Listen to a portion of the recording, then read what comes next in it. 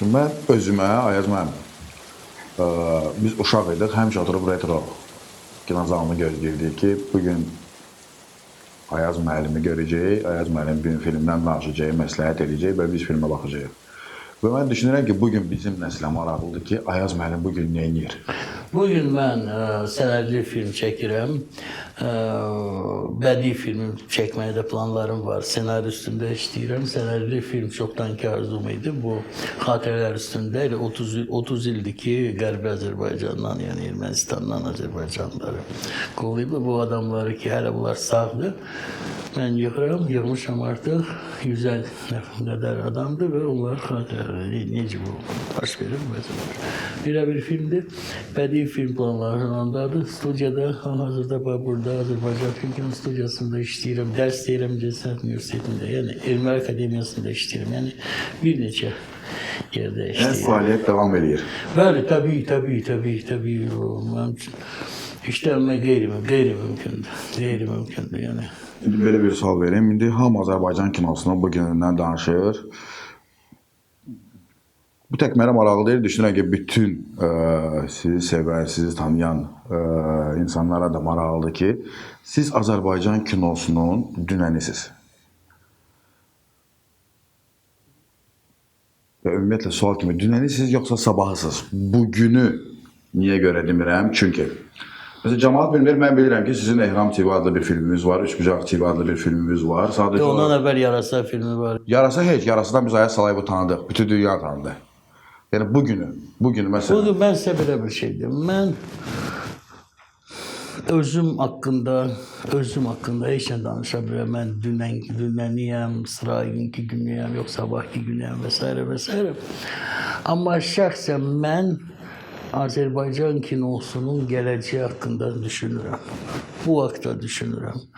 Və mən Azərbaycan kinosunun, və bu çox mühüm bir mənim aləmdə fikirdir, mən Azərbaycan kinosunu ümumiyyətlə Azərbaycan mədəniyyətindən ayırmıram. Çox mühüm bir şeydir ki, Azərbaycan kinosu Azərbaycan mədəniyyətinin ayrılmaz bir hissəsinə çevrilməlidir. Bugün mən sizə deyim, biz yəni dünya bugün dəyişir. Gözümüzün qabağında hara baxsa, Ukraynadan tutmuş, dünya dəyişir. Bizim adamlar dəyişir.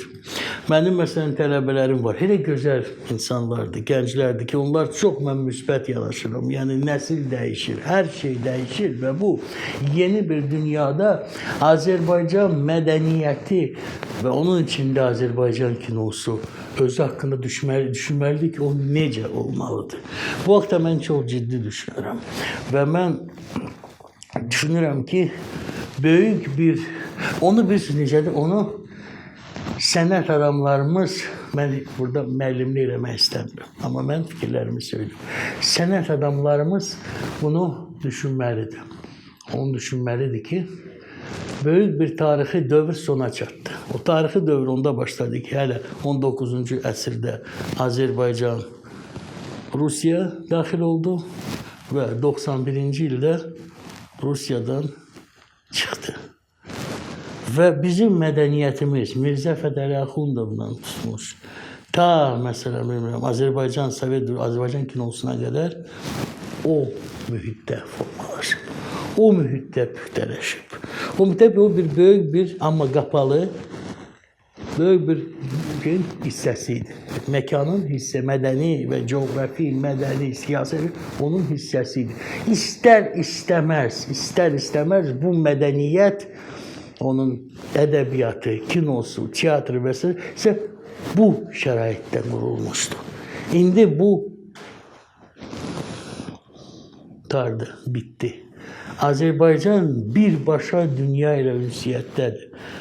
Və bu baxımdan mənim aləmimdə mədəniyyətimiz bu haqda çox ciddi düşünməlidir.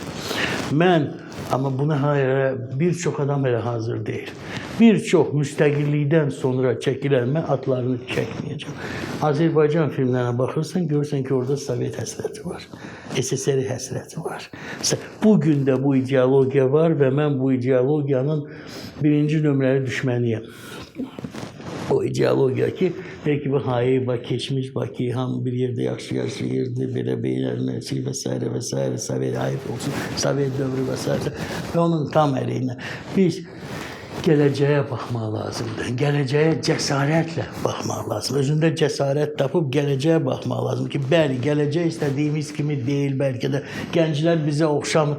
Ona cəsarətlə bax, onu qəbul etmək lazımdır. Gözəl uşaqlar var, çox gözəl. Və bu baxımdan mən tam ümidəm ki, bunlar yeni Azərbaycan mədəniyyəti və o cümlədən kinosunu yaradacaq. Bu baxımdan yəni bu uzun uzadı bir söhbətə səbəb ola bilər. Məsələn, Sovet dövründə formalaşmış kinoda ayrı bir instansiya var idi. Və bu instansiya Allah Teala yox, dünya mədəniyyəti yox, dünya yox, Moskva idi. Bu, görəsən orada necə deyərlər. Gəl bizi bu cür belə göstərək ki, Moskva belə desin. Gəl özümüzü belə göstərək ki, gəl özümüzdən buradan şikayət edək ki, Moskva desin. Mən adlar, eşyanı adlar çəkirəm, nə bir şey. Amma bu şuur, bu təfəkkür dəyişməlidir. Bu artıq ali instansiya deyil. Bu təfəkkür, ona görə şəxsiyyətlər yetişməlidir. Sənətkar, o cümlədən kino rejissor ilk növbədə, çünki ədəbiyyatda bu var, ilk növbədə özünün belə təmtəraqlı olmasında özünün ilahi missiyasını dərk etməlidir ki, mən sənətkaram. Mən bu zamanı qəlbimdən keçirdirəm və qəlbimdən keçirdəndən sonra sənət əsəri yaradıram bizdə. Bizdə bu son dövrü böyük. Bizim də məsələn, Sovet dövründə qəhrəmanlar fikir verin. Çox az qəhrəman hansısa bir müqavimət göstərir. Çox az qəhrəman ədəbiyyatda, kinoda nəyəsə qarşı çıxır. Əksəriyyət elə əzilir, bunları şey olur, biri bilmirəm nə oldu, biri və s. Biri sevdiyi qadını attı, axırda alkoqolik oldu, biri nə oldu, mən dəqiqləşəm. Amma bütün bu yeni, bu mən istəyərdim ki, bir nikbinlik, bir həvəs olsun sənət adamlarına ki, axı gələcək naməlum, mən tam yeni bir şey yarada bilərəm. Yeni bir şey. Mən tam onun əleyhinəyəm ki, Sovet dövrü Azərbaycan kinosu var. O fikir deyəndə mənim bir zəhləm gedir. Bu adamlar mənim birinci nömrə düşmənlərimdir ki, bunlar deyir ki, Sovet dövrü Azərbaycan kinosu belə idi, elə idi, yaxşı idi, belə idi, indi belə. Sovet dövrü Azərbaycan kinosu Sovet Azərbaycan kinosuydu. İndi müstəqil Azərbaycan, indi kinonun Çintinə böyük bir vəzifələr düşür. Belə bir kinonu yaratmaq olur. Azərbaycan kinosu belə bir film yaratmaq olur. Azərbaycan kinosu elə belə filmləri bu vaxta qədər heç tanımayıb, görməyib. Bu son dərəcə mühümdür, son dərəcə mühümdür. İndi siz danışırsınız, mənim yadıma düşür. 91-ci ildə biz qurtulduq bu bəladan. 92-ci ildə Yarasa filmi. Yox, Yarasa 95-də. 95-də Yarasa filmi. 93-cü ildə çəkilişləri başladım. Yanvar ayının 95-in lap əvvəlində. 95-də ortaya çıxdı. 93-də, yəni ona görə deyirəm. Yəni ssenarisi 92-93-cü illərdir. Bəli. O yüzdən deyirəm ki, yəni Yarasa hardasa kinonun ölümü haqqındadır. Siz Sovet kinosunun ölümündən danışırsınız. Yox. Kinonun ölümü bir şeydir. Bu mən hər filmin o vaxt bir qədərlər festivallarda, indi də Wikipedia filmin sloqanlarını tələb edir. Efendim bir sloqanı. Mən də nəsə dedim sloqan. Belə çox belə bizim bu filmin özü o kinonun ölümü haqqında deyil qətiyyən. Kinonun ölümü haqqında danışan adam, lap mən özüm olsam da bu son dərəcə bayağı bir şeydir. Mən özümdən kənarım. Filan kəs Ayasa kinonun ölümündən danışır. Sənin nə ixtiyarın var? Sovet kinosunun ölümü ola bilər. Yox, lap Ayas Salayev. Sənin nə ixtiyarın var kinonun ölümündən danışasın? Yəni bu kinonun bir görür. O elə belə sloqanda yazdım. Ona fikir verin. Bir də çətin deyildi. Yəni biz necə kinonun ölümü haqqında deyildi əslində və yəni belə. Bu günləri məsələn hamı azad kinodan danışırlar. Azad kino çəkilib bir qırağa. Amma siz də mən bildiyimə görə Yarasa da azad kino məhsuludur. Bəli. Və bu film mən heç nəyi təbii ki, tərif edirəm, amma bu film azad kinonu başqa cür biraz başa düşürdü. Bu film bəzən bizdə azad kinoya necə yanaşırlar ki, azad kino odur ki, hansısa bir, mən yenə də adlar çəkirəm, nə bir şey. Azad kino hansısa bir, yəni yoxsulluğu, sosial problemləri görür. Sənətkar ki, onun məsələn kasıb adama, yoxsul adama problem yazığı gəlir. Təbii ki, o hər cür hörmətə layiqdir. Amma bu ancaq birinci qatdır. Bu qatın üstündəki gəl mən yoxsul adamı göstərim, gəl bir bombuzu göstərim, gəl bir zibilxanada yaşayan bir adamı, gəl bir söyüşlüyən adamı göstərim, gəl bir narkomanı göstərim, gəl bir zibilləkdə. Bu birinci qat. Ondan üstündə 100 dənə qat var. 100 dənə qat var ki, o mövzu və s. və s. Bu fikir verin ki, məsələn, dünya ki, mən sevdiyim dünya kinosunda sevdiyim bir çox əsərlərin qəhrəmanları kimlərdir? Sənət adamlardır, ziyalılardır, yazıcılardır, məsələn, Yapon kinosu samuraylardır. Yəni məsələn, Rashomon filmi, Çiyələk Dalası filmi, 8 yarım filmi. Yəni bu hətta məsələn, Fellinin özü məsələn, Yol filmində sadə adamı göstərəndə onu elə belə sadə, adi adam göstərir. Onu ilahələşdirib, məsələn, Giulietta Mazzina'nın obrazında onu ilahələşdirib, onu sehirli bir adam, Allah adamına çevirir. Yəni bu baxımdan azad kino bu yolla getməyi bir qədər təhlükəlidir. Çünki bu sənətkarda özündən arxayınçılıq və razılıq var ki, mən çox da ona böyük bir adım gəlirsən yoxsulluğa, hamı o problemlə rastlaşıb. Hərəmiz olub ki, iş pulu vermək pulumuz olmayıb. Hərəmiz olub ki, nəsə olub. Bu bir necədir? Bu asan bir yoldur. Və bəli, hansısa bir ikinci dərəcəli festivallarda belə çox bunlar qəbul edəcəklər, bunlar gedəcək və bu yanlış bir müvəffəqiyyət, yanlış bir yaradıcılıq, belə deyək ki, mühiti formalaşdırır, özünü və bu sənətkar haqqında təsəvvürləri formalaşdırır və s. və s. Mən yenə də deyirəm, onun əleyhinə deyirəm. Sadəcə bilmək lazım ki, bu yalnız birinci və dünya kinosunun çoxdan keçdiyi bir mərhələdir. Bəli. Bu azad kino buna baxırlar çox zaman. Belə bir. Digər tərəfdən də komediyalar ki, mən o komediyaları bir filmə baxmadan belə müdafiə edirdim. Həmişə ki, bəli, tamaşaçını güldürmək çətin bir şeydir məsələn. Və bir dəfə getdim, baxdım. Və ondan sonra mən dəhşətə gəldim. Mən tam dəhşətə gəldim və mən filmin adını çəkməyəcəm. Hələ deyirlər ki, mənə dedilər ki, hələ o film nisbətən belə səviyyəli filmdir. Mən ekrana baxmırdım, mən tamaşaçılara baxırdım ki, salın yazısından çox var idi, gülürdülər, elə şeylərə gülürlər ki, bu Zita və Gita onun yanında şeydir. Mən birinci dəfə o dəhşət hissini o vaxt keçirdim. Mən Moskvada oxuyordum və tələbə vaxtı yay tətillərində evə gəldim, Bakıya gəldim və bulvarda dedim, bekarsılığı getdim. Bahar Kinoteatrında Zita və Gita filmine var. Mən o vaxt birinci dəhşət hissini keçirdim. Tamaşaçılara baxırdım ki, bu nələr baş verir, necə bu adamlarla bir yerdə mən oturub dururam. Bunlar reaksiya verir, gülür, ağlayır və s. Mən dəhşətə gəldim. Və belə bir dəhşətə ikinci dəfə mən bizim molların birinin içində gəldim. Dəhşət bir söz nədir? Yəni Zita Gita bugün kultdur. Dəhşət odur ki, mən qorxuram ki 30-40 ildən sonra bugün baxdığımız komediyalarda kult olsun. Bu dəhşət o zaman baş verəcək. Yəni qaynana bugün də necə hamı ona kult kimi baxır. Doğrudan da qorxuludur ki, sabahları o siz dediyiniz komediyalara da kult kimi baxacaq. Yəni o komediyalara kult kimi baxacaq nəsil yetişir. İnanmıram. Yaxşı uşaqlar, incəsətli yaxşı uşaqlar var. İnanmıram. Amma ki, yəni o bu prosta danışmır. Yəni dediyiniz kimi, yəni zal dolu idi. Zal dolu idi, amma zal ona görə dolu idi ki, o alternativ görmür. O alternativ işlər, yəni insanda bir tərəfdən tələbat var ki, işdən sonra evdə oturmasın. Çıxsın, bilet alsın, haradasa popcorn alsın, uşağına nəsə dondurma alsın, gəlsin və bir yerdə ailə ilə evdə yox. Böyük ekrana həmişə ehtiyac var. Baxır o böyük ekranda tamaşaçıya nə təqdim olunur. Və ilk növbədə mən deyərdim ki, kino, milli kino, festival üçün yox, prestij üçün yox, yaxud da nəsə, cəmaatı güldürmək üçün də yox. Kino ilk növbədə o kinonu yaradan insanlar üçün lazımdır.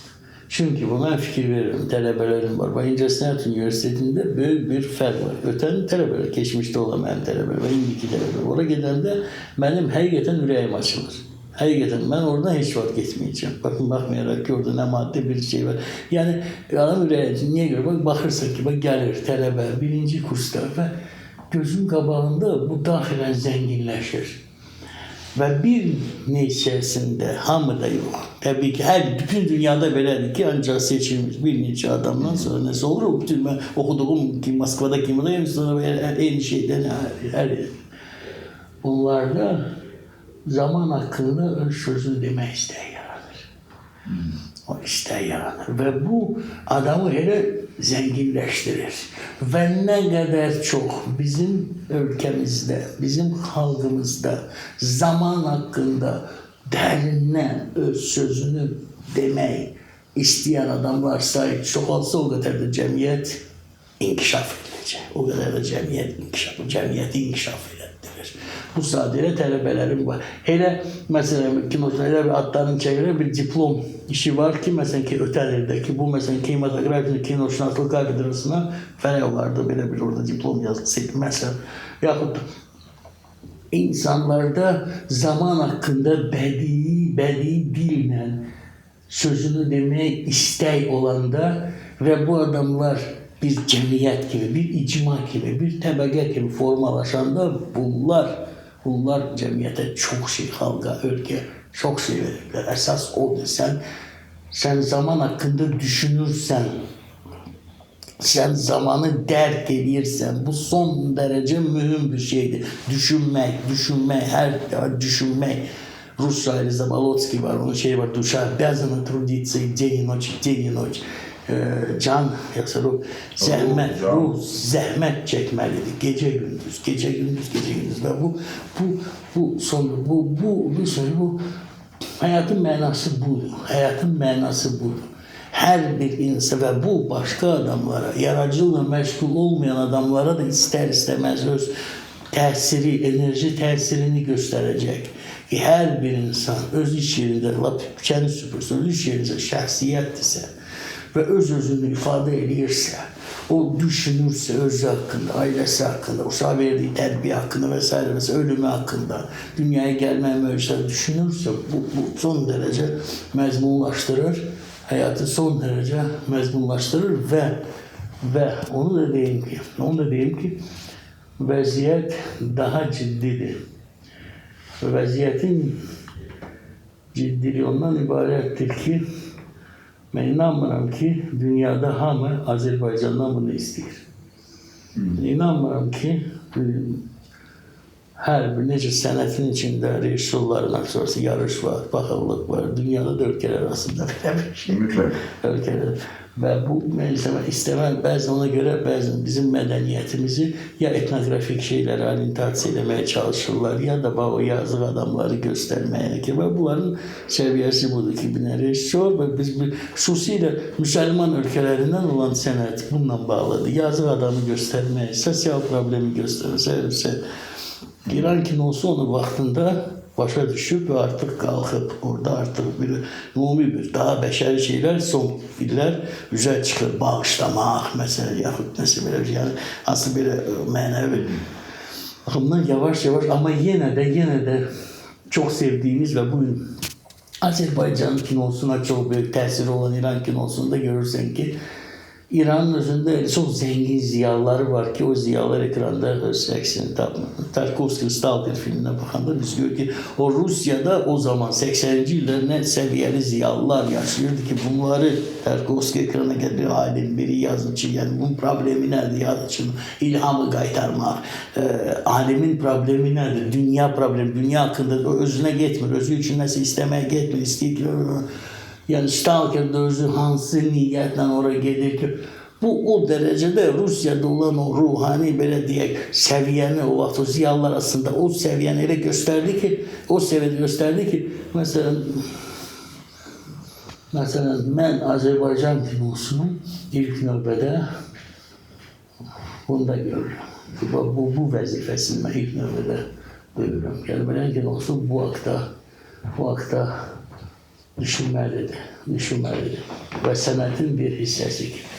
Bugün əfsuslar olsun ki, mən belə yəni ümumi söhbətlərdən çəkinirəm, amma ədəbiyyatı da götürsək, yəni çox belə sevindirici onlar çox da deyil, belə deyək. Amma durğunluq bilmirəm, mən o sözdən çəkinirəm durğunluq, amma yenə də deyirəm, gələcəyə mühümlə baxmalı, keçmişə yox, keçmişdə ölçü keçmiş ölçü olmalıdır, ən azı. Gələcək olmalı ölçü. Bəli, keçmiş ölçü ki, gəl heç olmasa o səviyyəyə çatar, yox. O getdi, o bitdi və necə deyim, o Sovet məkanın içində qaldı. Ondan da əvvəl Rus imperiyası. Məsələn, biz Mirzə Fətəli Axundovla. Mən ümumiyyətlə düşünürəm ki, məsələn, Mirzə Fətəli Axundovla əvvəl bizim mədəniyyətimiz necə olub, məsələn. Mən bizim milli nağıllarımıza çox diqqətlə baxıram ki, onlar çox maraqlıdır. Yəni burada düşünmək lazımdır. Burada nəzəriyyəçilər məncə olmalı ki, vaxtda düşünsün ki, hara, indi adamlar yetişməlidir ki, bunlar desin, bəli, biz onu dərk edirik və müstəqil ölkənin, müstəqil mədəniyyətini biz hara dərk eləmək. Sən indi tələbələrimizdən danışdınız, bilirəm ki, həm də pedaqoqsuz. Yaxında müsahibələrdən birində oxumuşdum ki, yəni başa düşürəm, işiniz çoxdur, bir çox işlə məşğulsuz ki, bugünkü dünya kinosu ilə bir o qədər yaxından maraqlanmırsınız və... O çoxdan ki müsahibədir, maraqlanır. Mən də artıq maraqlanırsınız. Yəni sizcə Eisenstein, Tarkovski bugün tələbələrə bəs eləyir? Yoxsa məsələn, bugünkü biz baxırıq, bugünləri Carlos Reygadas qətiyyən yox, qətiyyən. Mənim bu öz vəzifəm, borcum orada onlara Eisenstein, Tarkovskini, Fellini təqdim edir, onları dərin açmaq. Amma məni sevindirən odur ki, tələbələr artıq mənə məsləhət görür ki, mənim filan filmə baxın. Məsələn, Kim Ki-dokun təzə filmə baxın. Məsələn, Zvyagintsev təzə bir filmə baxın. Və mən diqqətlə baxıram. Və onların sözü ilə çox şey, bəzən bir neçə rejissor haqqında mənim tələbəm, mənim fikrimi dəyişir. Özür Zvyagintsev haqqında mənim fikrimi tələbəm dəyişir. Yaxşı, elə bir tələbəniz var ki, Lars von Trier haqqında fikrinizi dəyişsin. Çünki... Yox, Sizcə o istedadsız adamdır. Bəli, mən demişəm onu. Mən görmürəm orada isə. Mən yenə də deyirəm, bu mənim aləmimdədir. Lars von bir neçə rejissor, Volker Schlönder, Bertolucci, Lars von Trier. Mənim gözümdə bunlar Tarantino.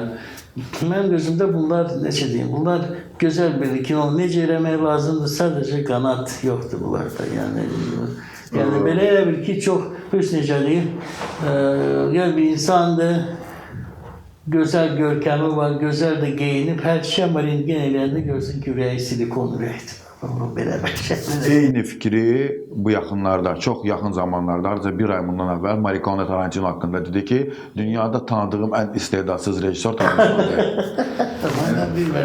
Bu yaxınlarda Morricone Tarantino haqqında bu fikri deyib.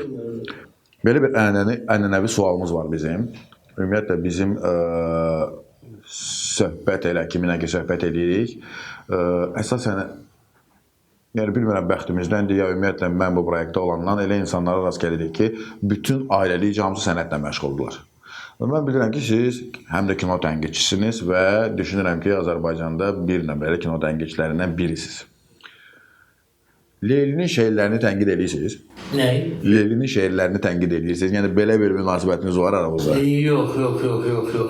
Mən sözün düzü, mən ancaq necə deyim, mən də xoşbəxtli bir, mən həmişə arzulayırım ki, mən 4 övladım var, onların biri sədr adam olsun və bu məni, özü də mən deyim ki, mənim təsirim heç olmayıb, mən sözün düzü, sonra bir məndən köməklik də olmayıb, nə maddi, nə mənəvi cəhətdən özü, mən ona görə fəxr edirəm ki, o özü belə püxtələşir, bəlkə yalnız genetik baxımdan nəsə keçib, amma ümumiyyətlə özü püxtələşib və mənim üçün o dərəcədə bu yüksək və məni çox sevindirən bir mövzudur. Mən ümumiyyətlə çalışım bu heç toxunmayım da. Yəni mən nəsə bir çox belə elə bir ki, Yəni heç bir tənqid yox. yox. Ümumiyyətlə mən poeziyanı çox sevirəm və ədəbiyyatda mən daha çox poeziyanı sevirəm. Bu nədənsə belə keçib və ümumiyyətlə Faksonu tanıyırsınız, bu mənim üçün çox böyük bir Düşünürəm ki, ümumiyyətlə sevinç, darıxmırsınız. belə deyədir, sevinç. Düşünürəm ki, darıxmırsınız. Niyə görə? Leyli, kürəkənimiz Orxan, ata rejissor, qızı şair, kürəkən rəssam, yəni belə ədəbi gecələrimiz çox olur. Yox. Yəni onların işlərinə demək olar ki, qarışmırsınız. Yəni onlar bugünkü müasir gənclərdir. Bəli. Tamam, mən sizi başa düşürəm. O zaman bilirəm indi mən sizə verdiyim suala ola bilər cavab vermək istəmirsiniz, amma mən təkid edirəm ki, bu gün Azərbaycanda olan, hansı ki, onları Azərbaycanın sabahı kimi görə bilirsiniz, 3 rejissorun adını çəkin. Azərbaycansa mən bir tələbəm var, adı Azər Quliyevdir. Siz elə onu tanımırsınız. Bax, ona mənim ümidləri ona bağlayıram. Yəni mən Cavanların adını çəkə bilərsiniz, yəni rejissorlardan, hansı ki... Yox, Azər Quliyevin adını çəkə bilərəm. İlk növbədə kinoşünaslıqda, məsələn, Gönül Şahmar qızı belə bir kinoşünas var. O bir nəsildir. Bunların mən istəməzdim yenə bəzən adını çəkməsəm də mən uşaqlar bəlkə bir neçə uşaq bəli orada. Bəzən adları Zeynəb adında bir qız var orada, çox istedadlı ssenaristdir. Məncə yaxşı gələcəyi var və s. Yəni bir sıra adam var. Məsəl hazırda kino çəkən rejissorlarımızdan kimsə sabahımız ola bilər?